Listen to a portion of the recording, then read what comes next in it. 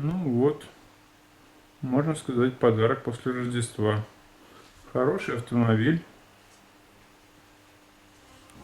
хорошая вмятина.